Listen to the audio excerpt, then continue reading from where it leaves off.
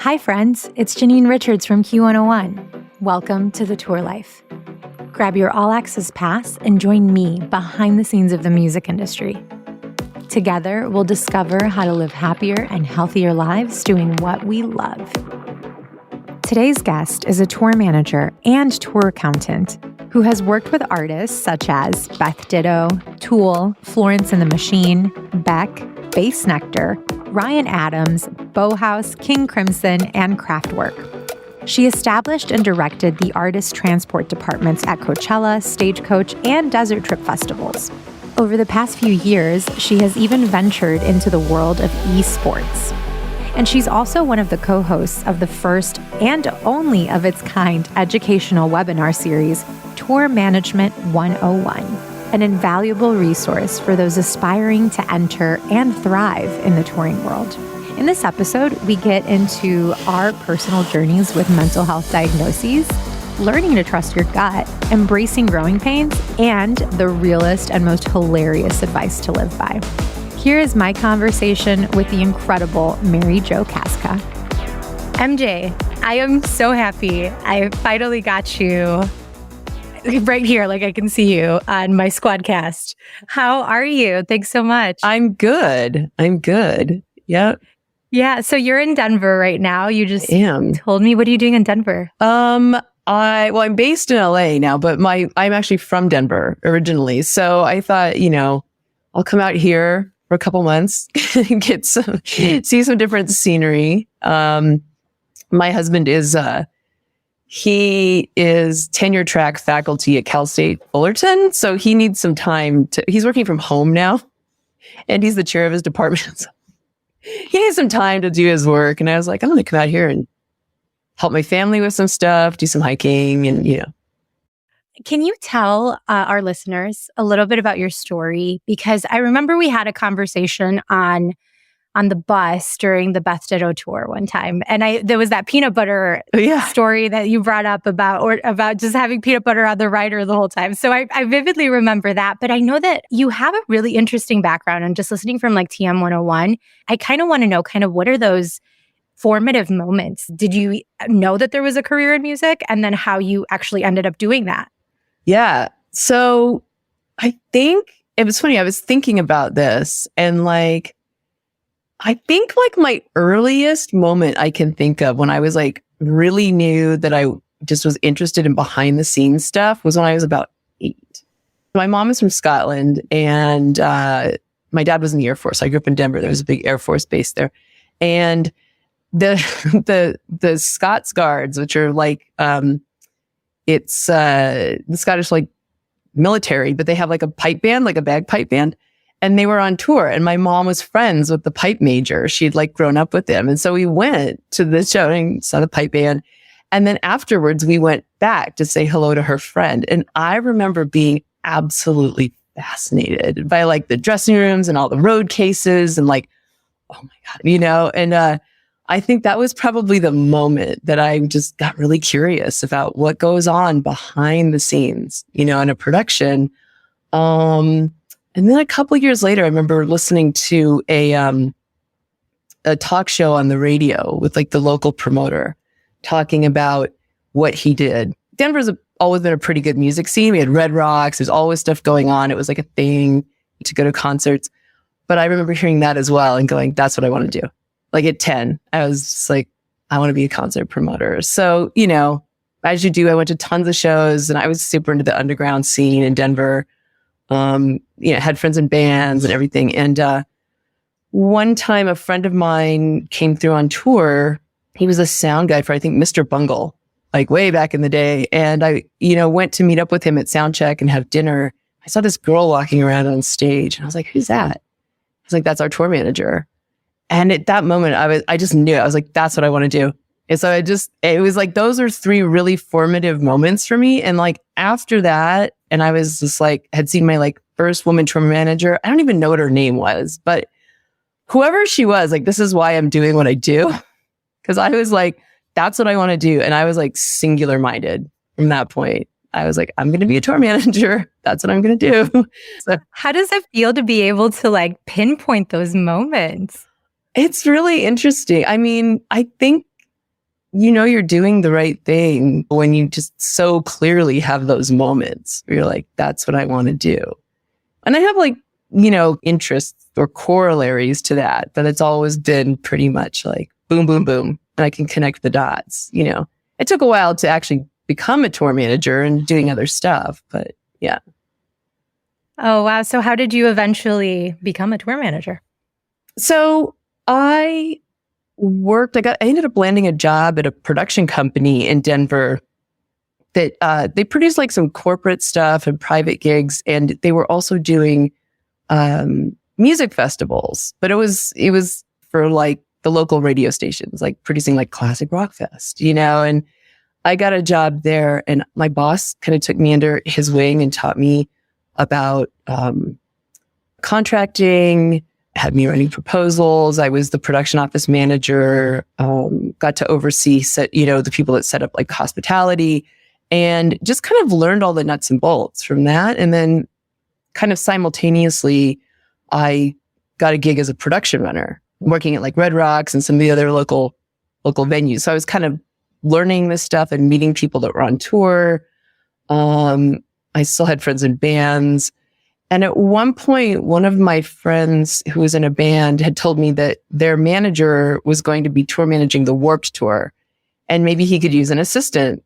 So I called the manager, and he gave me Kevin Lyman's number, and I called Kevin like every day. Persistence, right? Be polite and persistent. Right. Because at that point I was like, okay, I have the experience. I know I can do this. I can run a production office. And he finally said yes. And he said, yeah, you can come out, but I don't have anything in the budget. So, but I can pay you per diems, and, you'll have a room and you'll get all the stuff and you'll learn. I was like, yes. So for 3 weeks on that first Warped Tour I did, I think actually after the first week, he found some money to pay me because maybe he knew that I knew what I was doing. He's like, oh my gosh, she actually knows exactly what she's doing. So I didn't even care. I was just like, I want to be on tour. It's my dream to be on tour. And I was like, I remember getting on the tour bus and seeing my bunk for the first time. I was like, I want it. I made it. I'm on a tour bus with a bunk of my own. But I made some friendships and connections like on that tour, especially the first 2 years, that just pretty much led to everything else I've done. Like that's how deep, the connections in this business go. So pinpointing those moments, right? It's like that persistence that you had, that little bit of fearlessness and like knowing what you wanted for that moment in time, led to everything. Yeah, which is really actually kind of unusual for me because I'm actually by nature, like it doesn't really seem like it, but I'm actually kind of shy, like about calling people about that. But when it's the moments that it's been something I really, really wanted, that just goes out the window. Like I'm very singular minded about that stuff, And it was weird because it was also one of those moments where I think, I don't know, you have those moments in life where just in your gut, you just know you're in the zone and you're like, yeah, this is what I'm supposed to do. Yeah, you hit that like flow state and everything just happens, right? It's like all the pieces just fit. Yeah, I love when that happens. And I think I'm kind of jumping ahead of myself here, but through life, I've sort of learned that I think one of our only jobs in life is just to get to know ourselves so well that we can trust when our gut is telling us to just go.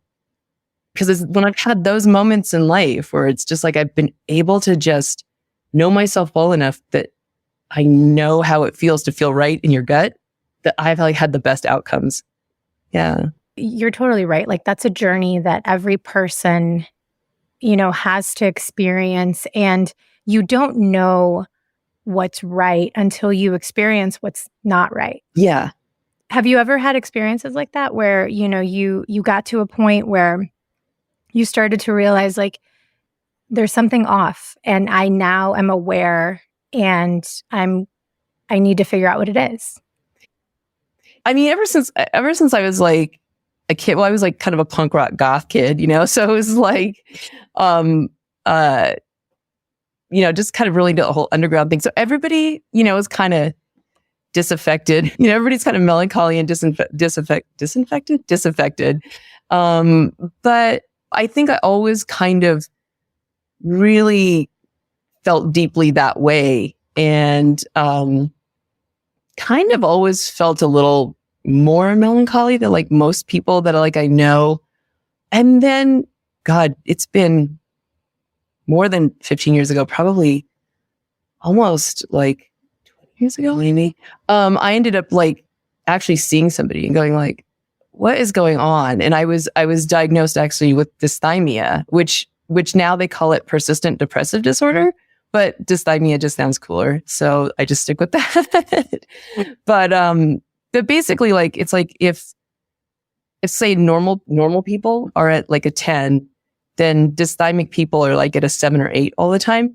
So it's like a mild but long lasting depression that just doesn't, I don't think it goes away. I mean, it's just like always there, you know? So like everybody in life has depressive episodes. It's just like a thing, you know, you might break up with somebody and like have a, you know, just get in a funk or whatever. But like if somebody is dysthymic, it can kind of hit harder or take a little longer to come out of. Cause like if you're starting from a lower baseline, you go a little lower. So it can be a little harder to come out of, but not for everyone. It's just, and it's weird because it's like, I don't know how to explain it. Cause like that's all, I realize that's always been, well, probably since I was like in high school, you know, or junior high or whatever. That's kind of always been my baseline. So that's just like normal for me. But I think I always kind of knew that there was something a little bit different. Did it kind of like show up a little bit more when you did find yourself being in flow? Like when things you felt like you actually were excited and focused about things, did that help you point out that on a regular day, it wasn't necessarily the same? Or how was that experience? No, I think if anything, now thinking about like once I was able to, I remember those moments in my early career, you know, or in my life where I was able to just like really, put things aside and like kind of get in that zone, you know. Now I think looking back after having done some work around it and really thinking about that, I think that actually being somebody who, I don't know, who like gets in your head a little more or something helps you recognize those moments. Does that make sense? You know, it's like, I think if anything, it kind of helped. I don't think it was the other way around. Where like getting in like kind of a flow state and be like, oh, something's wrong. I think it was kind of the other way around. It's like recognizing that you may sort of feel things a little more deeply or something connects you more with that state. Like it's a positive. Yeah. I don't really know how to describe it. Yeah. Well, how were you discovering it? Like because you said you spoke to someone, right? You actually reached out. Yeah, I think that there was a moment. It was. I think there was a time where, you know, I think I was like, I'm trying to remember. I think I was like dating somebody, and he was like, it wasn't for very long, but he was like a real jerk, and he wasn't very nice to my friends, and that ended. But for some reason, I think I just had to move, and you know, and there was a lot of different stuff going on, and I was just like, couldn't get out of the funk about it, you know? And I was just like, this isn't right. And it kind of, it was like, this just doesn't seem right. Like I should be able to pull out of this more. And it just didn't seem like it should be that big of a deal. So, you know, and then I started thinking about it and I was like, God, you know, I've kind of always had like a little more challenging time, I think, than some of my friends. You know, when you've gone through like a breakup or you've gone through like a stressful time. And so I decided to talk to somebody about it. And and they were just, you know, they asked me a bunch of questions and they're like, oh yeah, you have dysthymia. Was it quick or like, did you have to like? Oh yeah, he like nailed it like immediately. Oh my gosh. And then you're like, what? Just, like, and he just started talking about like what the symptoms are and everything. And I was like, oh my God, yeah, totally. Wow. So was it that as easy as it was for him to like figure out what was going on? Was it that easy to find somebody to talk to? Because I feel like for me personally, like I don't know if it's just in my head, but I'm just like, oh, like everyone needs a therapist. I should speak to a therapist, but how do I find a therapist? I'm like, should I download Headspace or not Headspace? What is it? Yeah. Is it Headspace? Is it Headspace? Not, I can't, or not the meditation app, but the other the one. online one. Yeah, the online one. I can't remember what it's called. Yeah. So I'm just like, what should I do? But you said it was pretty easy for you to find something? Yeah, well, I had a friend who was seeing a therapist and she recommended somebody to talk to. She was seeing somebody that she like really loved because she had gone through, she's actually a touring person, and she had gone through a breakup and was really having a challenging time navigating being on tour and going through a breakup, and needed to talk to somebody. And she loved her therapist, and I went to her and we were like really connected. And then she had suggested that I go, because I was just, during this time, it's like she was helping, but she was like, I think you might need a little extra help. So it was just like, I went, I was with Kaiser, so I could go to see, they don't offer like psychological services that are like extensive, but you can go see like a psychiatrist. So like I went and talked to him. It was just like one session because it was just like in conjunction with her. And yeah, he just asked me all these questions. It's like boom, boom, boom, boom, boom, And then basically what happened was that and they just assessed that it was chronic but mild.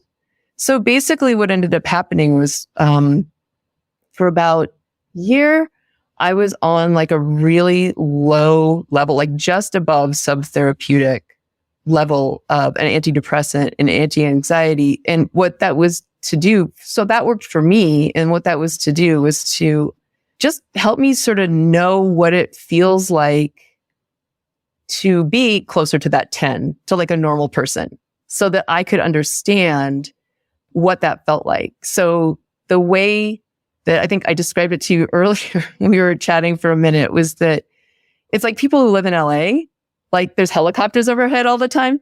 So like you don't realize what quiet is until you like get out in the country somewhere. You're like, oh, like that's what it sounds like.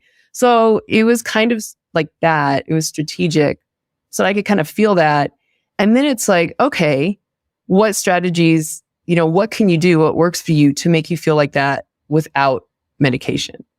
And I mean, I think medication is like great for people. Like you need it, but for me, it was so like we knew that like I could just get myself to that point through other strategies, like, exercise or just, there's not a lot of sleep on tour, but but sometimes for me, I can recharge just by being by myself, like I can get overwhelmed. Yeah. And being aware. Yeah. Just being aware. Right. Honestly. Yeah. Just being aware of like what's going on so that it's like no big deal, yeah. So for me, it's not like major depressive thing. And I'm not getting down on like medication. Like I don't do medication, but it just for me, what works just as well is different strategies like exercise or meditation. And for me, it was a tool just to understand how you can feel when you don't have the helicopters, or you're not living right next to like a freeway, all the time. Yeah, that's super interesting because so how long ago was it? It was like back in like 2012. My doctor, I could have sworn I had ADD or something, but my doctor put me on Wellbutrin. Mm-hmm. That's what I was on. And that's what you were on too. And it was weird because like I guess I didn't really know what I was supposed to feel. And I can't remember what changed. It was really weird. It was like, so like, just like having an experience where like somebody's giving you something, and we live in a society where like you get a pill, you expect a change, right? And so having something that's a little bit more subtle can be really weird and like trippy. Yeah, it's really, really subtle. And it's like, I took Wellbutrin and Buspar, which is a really mild anti-anxiety, because they just kind of worked together. It was like very subtle. And it was just like one day, maybe about 6 months in, all of a sudden I was like, oh, I don't have a knot in the pit of my stomach all the time. That was it. That was the only difference, honestly. Like, I was like, I'm on tour and I'm like, oh, I'm stressed, but I'm not like, I just don't have the knot anymore, you know? Yeah. Well, that's like what CBD does for me now. I'm like, oh. Yeah. But that's a strategy as well. That's the thing, you know, it's more about like strategy. And I think that there's like I think there's a misconception that people think that not being depressed means being like elated. And it's like, no, it just means dealing, I guess. I don't know. That definition, although it's important to try to understand it, it's really hard because it's really abstract and it's different for everybody. To this day, I'm not 100% sure whether I can say that whether it worked or not. Like, I don't know. What I do know is that what it triggered in me, just going through the experience at all, and my doctor even prescribing anything, you know, later on, as the years went by, I was able to look back at that moment and I started to kind of analyze my patterns. And I started to realize like, oh, well, I get into these patterns where like every like 2 or 3 years, I kind of get bored with things and I get frustrated and something happens with me where I just, instead of working through it, I just want to give it up. And that was what I was going through when I was put on this medication. So almost it just being like a bookmark in your life that allows you to go back and see how these things happen. Like, even if, you know, that's the use of it, like, I think it was really helpful for me because I looked back at that. I was able to start taking care of myself. And that's how I even got started on my wellness journey, you know, so what are some of those tools that you use in order to cope so that you don't have to be on medication? I mean, some of it is just honestly, sometimes it's just knowing that your brain is tricking you. It's just being able to go like, oh, okay, I think everybody hates me. No, they don't. Like, that's my brain, you know? So, but that's a strategy, you know, like learning like, oh, okay, like this is, your brain goes to that place sometimes, you know, or having enough rest, which, like I said, if I'm on tour working on an event, that can be challenging, but catching up on, knowing on a day off, like I need to catch up, you know, I mean, as a tour manager, I just want to go to bed anyway, but I won't go out late all the time, you know, or eating well, you know, not drinking a lot, really to recharge. Really, those are the strategies, honestly. And also a strategy for me too is to stay engaged, because like I have this inclination to like there's a difference between like, okay, I need some time to myself to recharge and like not connecting with people, you know, like not keeping up with my contacts, not, you know, just dropping off contact with friends, you know. Because you confuse that recharging with solitude. No, I like solitude helps me recharge. Also, I grew up in a family with 7 people in one bathroom, so like alone time is just ingrained as being a very good thing. But so you don't mean like physical solitude and like giving yourself some time. You just mean like completely like disconnecting emotionally as well. Well, like solitude. So I mean, there's a difference between like having solitude and having some time for myself to recharge. That's great. But sometimes I can take that a little far. And also sometimes even if I am working and engaging, I'll sort of drop off communication or forget to call like a friend on a regular basis. And then it's like, if I haven't talked to them a while, it's like, oh, shit, I haven't talked to them in a while. And then I just won't call, you know? And it's like, yeah, that anxiety kicks in like, oh, they might hate me. Right. And I think a lot of people do that, you know, it's just like, oh my God, it's been so long. But for me, a strategy is, it's really, really helpful to try to stay in touch. And that's something that in the past, especially a couple of years, I'm trying to be way better at, especially during this time of like, you know, not doing any work and not having a tour and being at home for the last 5 months. That has been, well, first of all, it's like, I think it's a lifeline for a lot of us. You know, it's keeping us sane. But for me, it's been good practice to like stay in touch and mentor people. And I think that doing the Tour Management 101 webinar has been brilliant for me for that. It's like having structure, having a commitment. That's another thing that's a strategy, is like taking some commitments, not overcommitting, but taking some commitments and sticking with them. Like being accountable is such a good thing to keep you focused and keep you engaged. Yeah, and it's nice because you're not doing it alone. When you have too much time, or when you can do something whenever you want, it's difficult to hold yourself accountable. So taking that element of community into the picture and using that in order to benefit you as an individual. Yeah. And also I think doing stuff that benefits other people, whether it's volunteering, for me, like I learned so much from the webinar, and being able to connect with some of our students and do some mentoring and, doing that kind of stuff that helps other people, it really helps your mental state. It's like, I don't know, it's hard to put into words. It's beyond just feeling good. I really think that there's probably been studies done, but honestly, I swear, like volunteering or helping people or mentoring, there's got to be some sort of endorphin connection there, because like you do feel really good. It's like it really does. Maybe it's just getting outside of your own head. I totally feel that. It's just like, even, I don't know. It's like when I'm in my classroom and a kid opens up to me and I help them with something or whatever, right? You get like a rush of like dopamine and like, and you're just, you get a rush. It is, you get a rush. And then, even having conversations with people where you feel like you're connecting, those things really, I feel like they feed our souls. Yeah, exactly. And I think that goes back to what I was saying, is I think I really do believe one of our jobs in life is to like get to know ourselves so well that we start to recognize those moments. Like that's a flow state. Like that's a moment, and it's like, oh, like I got this like little rush from helping somebody. That's the kind of feeling I might get if like the right opportunity is presented to me and I just know to say yes because I can trust my gut. Like you start to feel those feelings. I'm picturing it and it makes so much sense because, they say, follow your gut.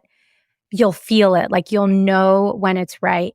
But maybe it is like once if you take that feeling that you get when you make somebody else feel good, that physical feeling that you get, if you ever experience that outside of that, you're on the right path. Mm-hmm. Wow. Yeah. And then to like add to it, it's like once you get, you've probably maybe noticed this in life. Once you get in those moments, it's when stuff starts dropping in your lap. That's like amazing. You get those opportunities. And like, I don't necessarily think it's magic. I just think, my opinion is that like, because you're in that state, it's not like they're not coming at you before, but you are open to recognize it. Like they're coming at you, but now you just see them. Yeah, it's like your third eye's open. Well, I know it sounds very esoteric, but it's true. Honestly, that's how I ended up moving to Scotland. Really? Tell me about that. It kind of just dropped in my lap. I was on tour. So I'm a dual citizen. Like my mom's from Scotland. So like, but I had just never really taken advantage of that. And I was on tour and we were, I had been living in LA but I'd kind of said at the beginning of this tour, like if all goes well after like one or two legs, I was just gonna put my stuff in storage because I was just like, I don't really want to live in LA anymore. And I don't know where I want to land, but I want to land somewhere. And we were doing a lot of touring in Europe. And I was like, God, I should just like base here because I can. And it was so crazy because I had just bought a car. It was this really awesome Jeep Grand Cherokee. I was like, oh, I love this car. But I was looking for places, reaching out to friends, touring friends, and trying to find a roommate situation. At first, it was in London. And, I was like, oh, I'll put all my stuff in storage, but I was still making payments on my car. And I remember thinking like, well, I was thinking about selling my car, but then I was like, well, what if this doesn't work out and I have to move back? I'm going to need a car. And then one day I just had this like, I don't know, this weird like aha moment that it was just like, if you're going to move someplace you don't need a car, you should just get rid of the car. And I am not kidding. Like I sold the car and like 2 days later I found my place. Like literally like a roommate dropped in my lap which it was a friend of a friend. And he sent me the listing she was going to put up on Gumtree, which is like the UK equivalent of Craigslist.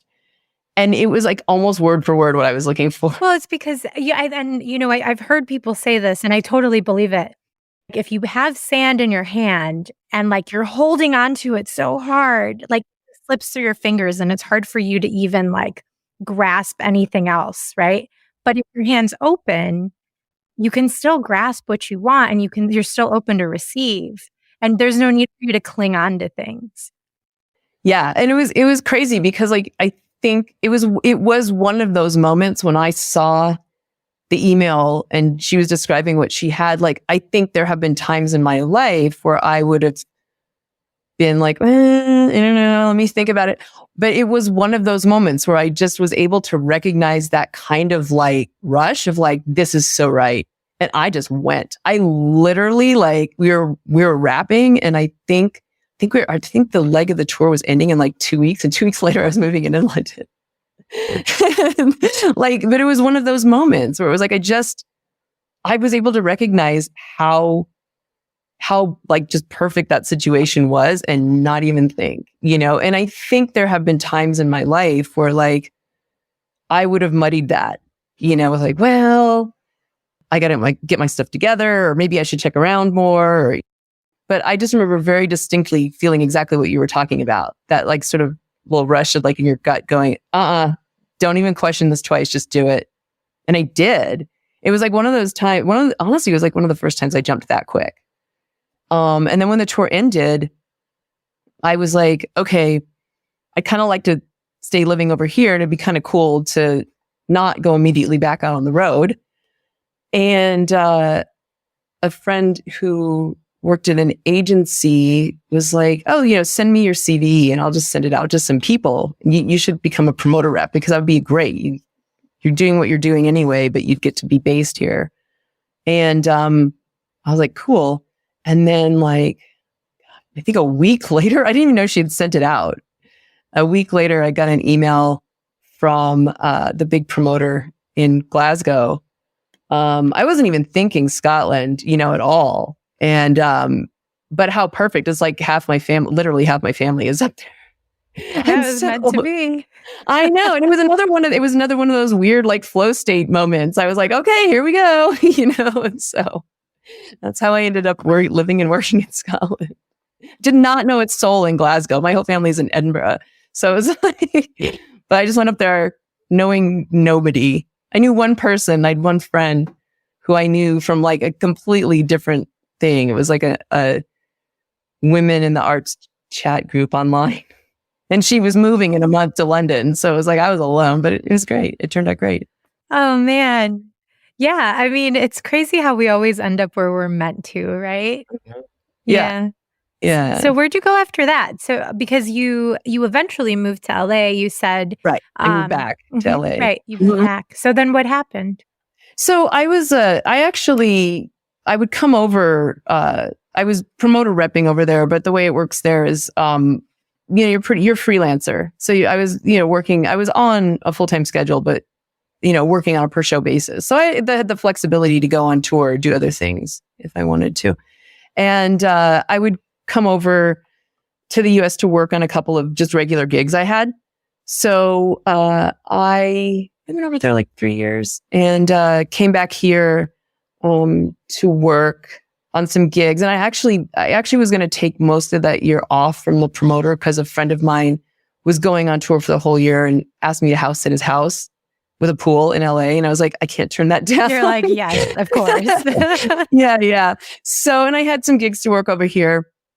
And during that time, my parents they're older, they're elderly. And my mom was having some health problems, I thought, it'd be cool to just stick around, till the very end of the year, maybe the beginning of the next, just to be a little closer, to be like a 2-hour flight away rather than a 12-hour flight. During that time, I ended up picking up a tour I was just wanting to fill my time with short things, so I could be back and forth with my parents more. And that 1-month tour ended up being a year and a half long. And a year and a half on and off long. And then during that time, I was going back to Glasgow in between tour legs. And during that time, I met my husband there, who was doing his master's. And we thought he'd have more job opportunities in the US with his degree. And at this point, I was working with an American artist anyway. So I was like, I can base anywhere. Let's get your green card and move back to the States. But it was 90 Day Fiance. No. Yeah, I did. I'm obsessed with that show. I'm so sorry I bring it up all the time. I'm like so obsessed. I know. Do you know what? What's so funny is I actually know somebody who was on that. No. Yes. Who? I do. They're the most undramatic couple, actually. So they're not like, yeah. Oh, they're just like Am I normal. supposed to tell you who it is? I mean, you don't have to. I'll find out. Tell me I later. will say that they are the most like normal, like unassuming. Like it's probably why there was no drama. I'm sure any drama that was on that had to be like invented because there's like no drama.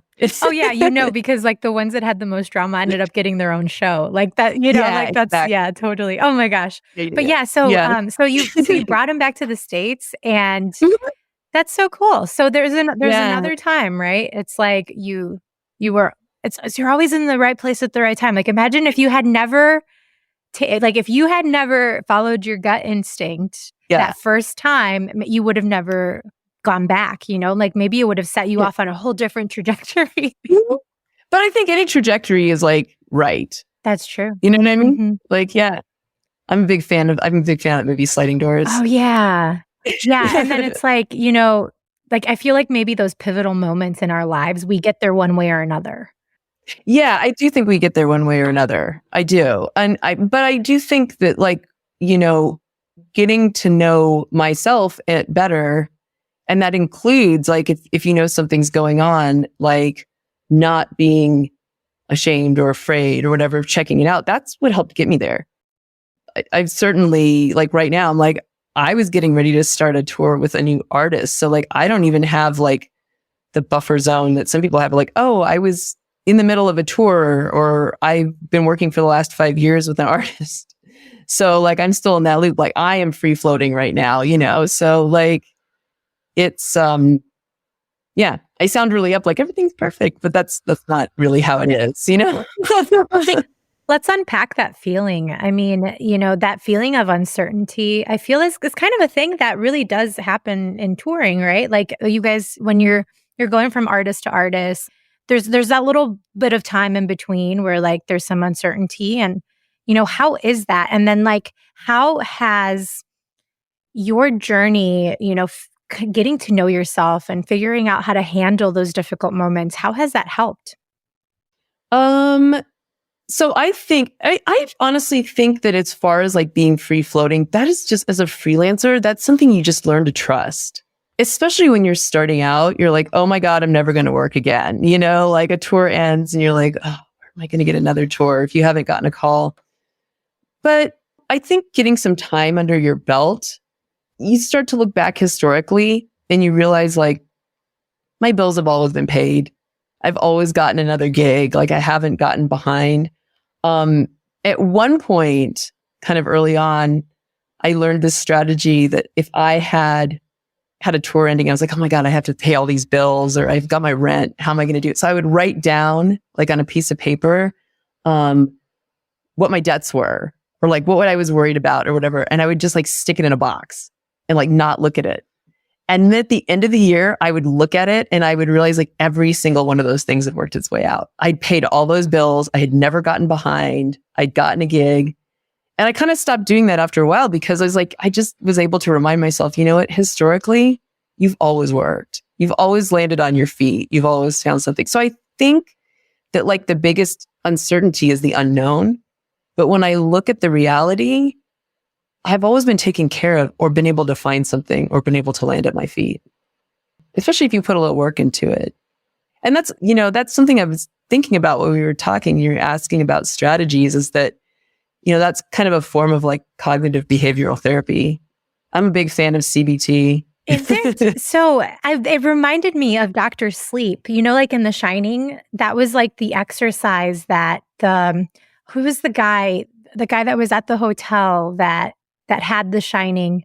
He told the little boy, I can't even remember any of their names right now, but he told the little boy, he said, whenever one of these like ghosts comes at you, you have to put him in a box.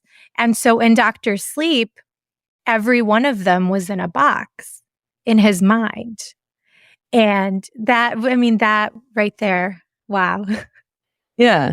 So I think as far as like, like being, I think just with some experience and some time, you can be like, oh yeah, it's going to be okay. I think for me, it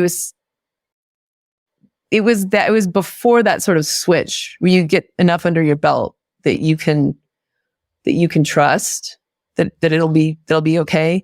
That's a challenging time. And people that I talk to that are just starting out, I would be like, it's going to be okay, but it is scary as a freelancer until you get those connections and you have that experience.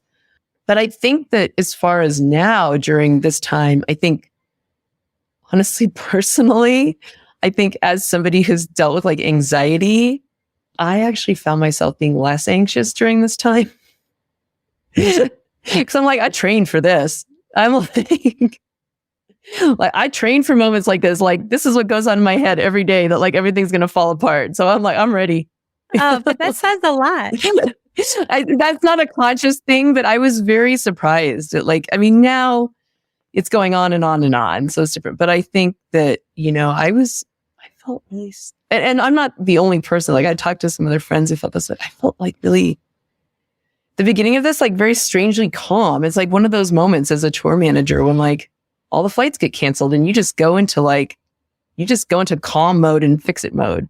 I was like, yeah, it was very strange. I was like, because we're all on an even playing field. Like, everybody's out of a job now.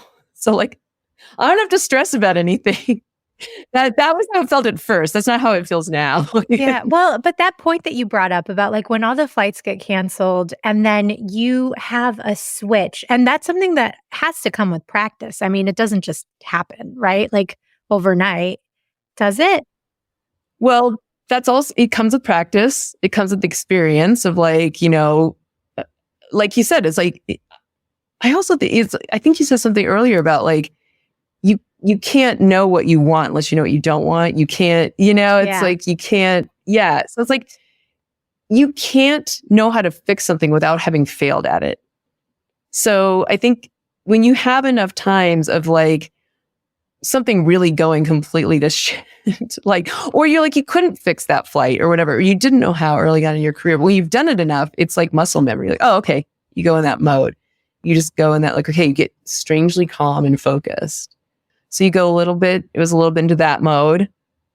But I think also just having, and this again is like sort of a positive thing, about having dealt with like a level of depression and anxiety. It's like, you're kind of always kind of dealing with like when other people around me who haven't really ever dealt with anxiety or like any kind of, feeling inside of feeling more off. Like, I was like, oh, I totally know how to deal with this because I have the strategies. So I think that it can be a positive. Like, when you have a hard time, like we're already, if you're already practicing strategies for dealing with stress and dealing with down times, like down emotionally. I think that has been a little bit of I hate to say positive, but I feel like there have been certain areas during this time that I feel like I've actually coped better than some people. And that's given me the ability to be there for other people, which has been really nice. Yeah. And I think that's what comes from experience, right? I feel like in life, we also eventually, there comes a time where somebody considers us wise. I don't know. I don't know what that point is, but I guess it's once you've had enough trials and tribulations and you've survived it, where you can actually give somebody else some of that wisdom and maybe save them a few of the lessons because you were able to go through the pain. Exactly. And that's what's been so great about like doing the Tour Management 101 webinar. And so, God, so fulfilling. It's exactly what you said. It was like, I was so grateful to be asked to be on that panel because it's been, basically our take has been, what would we have wanted to know when we were first starting out that would have saved us a whole lot of trouble, if we knew it earlier, that we just had to learn on our own. And it's nice to be able to pass that on again. And again, it makes you feel really good, Well, and that makes me think of back in the day when people were in their own little communities and they really didn't travel far. You had your little community, you had your family, you had your neighbors, and everybody helped raise each other. And everyone took wisdom from their elders, and then that's how the community was able to progress. But now, living in such an individualistic society, it's more of a task to find something like that. And I feel that when we are in a situation where we recognize that there's things that we have to offer to society or to people who are walking in, footsteps that we've walked in, it's almost our responsibility as a part of the society to help. Yeah, I agree.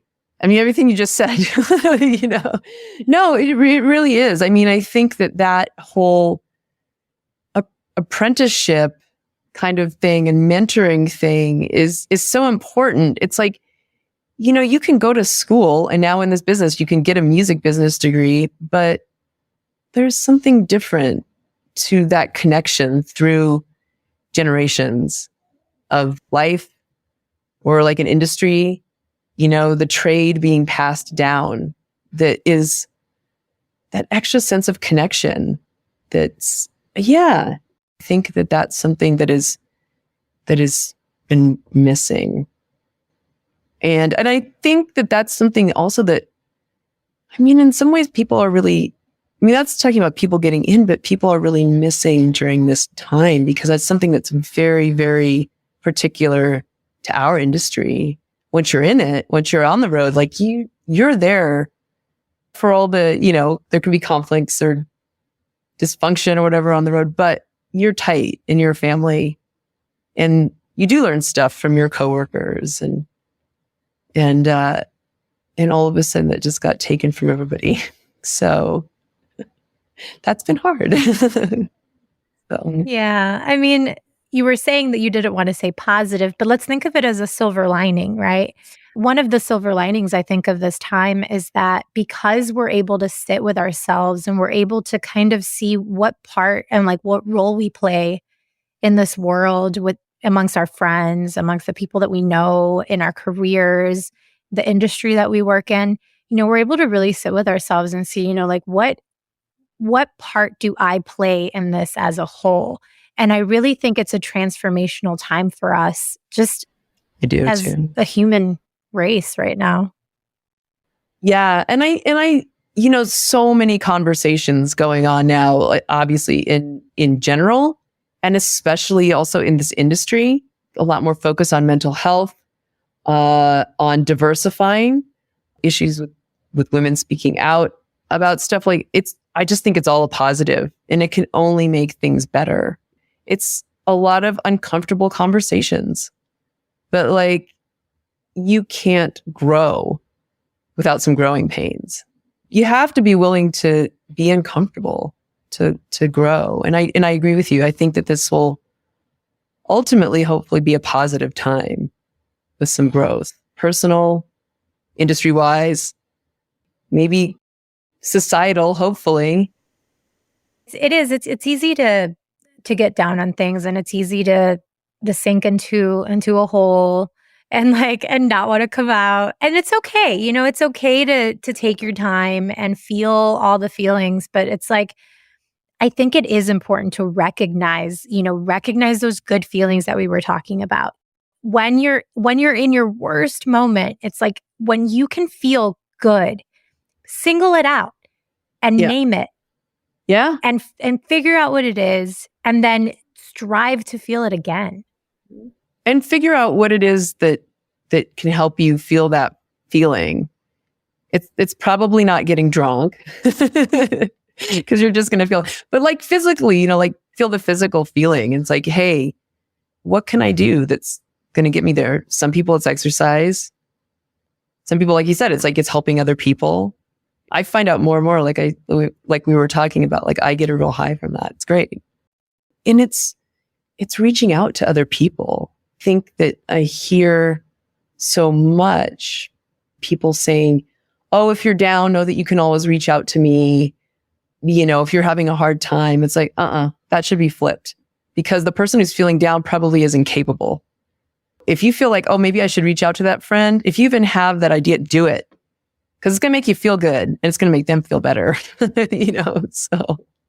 Yeah, it's funny because, and I'm saying this because I've experienced it before, where sometimes you're a little bit shy to reach out to people because you're like, I don't know if we're that close, or like, I don't know how they're going to take it and all that stuff. But in my experience, and I'm sure you can relate, I am never offended when somebody shows me that they care. No. Oh my God, no. And you know what? If the person is having a hard time, especially if like they are having some sort of mental health issue or something, it's like they might be ashamed. They might feel really scared. They might literally be incapable of reaching out. They are not going to care. In fact, they're going to be so grateful. And I agree. Like if somebody reaches out to me, it really brightens my day, no matter where I'm at. So yeah.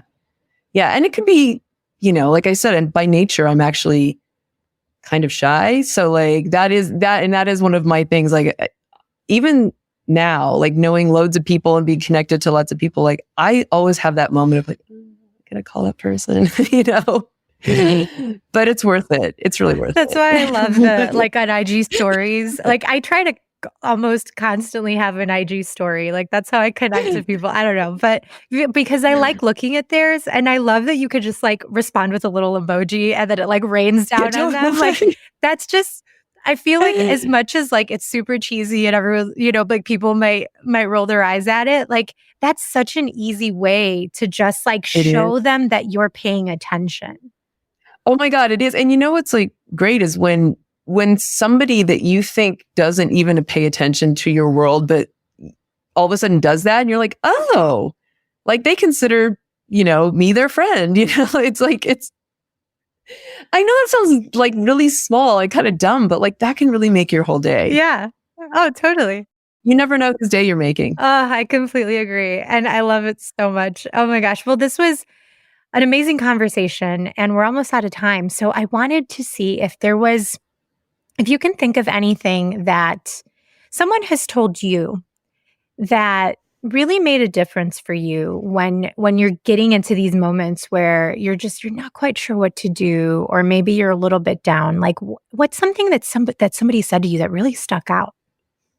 I'm laughing because hands down, the best piece of advice I've ever had in my life was, you're totally going to laugh at this, was when I was first starting. It's from my mom. So you have to picture this. My mom is this little Scottish lady, and my house growing up was kind of like, if you watch the movie So I Married an Axe Murderer, like nuts. So, but funny nuts. So when I was first starting to work on like gigs, getting more work on gigs, and I don't even remember what artist it was, but I was very impressed that I was going to be working with this artist that I had been a fan of when I was like in high school. And I was telling my mom, and I was just like, oh my God, and like really building them up. And she goes, I can't do a Scottish accent, so I'm not even going to try. But she's like, Mary Jo, just remember, we all shit the same way. Yeah. And that is my very favorite piece of advice I've ever gotten in life. That is just some wisdom right there. But you know what? like, it's true. We're all the same, we're all the same. Like, nobody is better than you. Yeah. Just because you think they're real cool because they're a rock star, it's like at the end of the day, we're all the same. Yeah, exactly. And there's no better way to put it because and I think that's going to stick for like in everyone's memory because it's so good. That will never get out of your head now because that happened to me like over 25 years ago. So. I'm going to say that to my son sometime this week, guaranteed. Oh my gosh. Well, that was so fun. Thank you so much for coming on the podcast. It was great. I hope to have way more conversations with you and eventually find out who that couple is on 90 Day Fiancé. Thank you so much for joining us on The Tour Life. Please remember to rate and review the show on Apple and Spotify to help us elevate these important conversations. Join our community and get access to exclusive behind-the-scenes content. And you'll also be the first to hear about upcoming events and giveaways by connecting with us on socials at The Tour Life Podcast and at Q101 Chicago. When you have sports mixed with your pop culture, along with humor and celebrity interviews, your earbuds are enjoying The Rich Eisen Show. Women's basketball legend, Sue Bird. Caitlin Clark, obviously, front and center for the WNBA season. What have you seen over the first couple of games for her? Part of professional sports is you're going to have some stretches. You're going to shoot bad. Your team's going to lose. And how do you respond to that? Everybody's clearly got their defensive game plan built around her, which is a compliment, but you got to figure it out from there. Search for The Rich Eisen Show on YouTube or wherever you listen.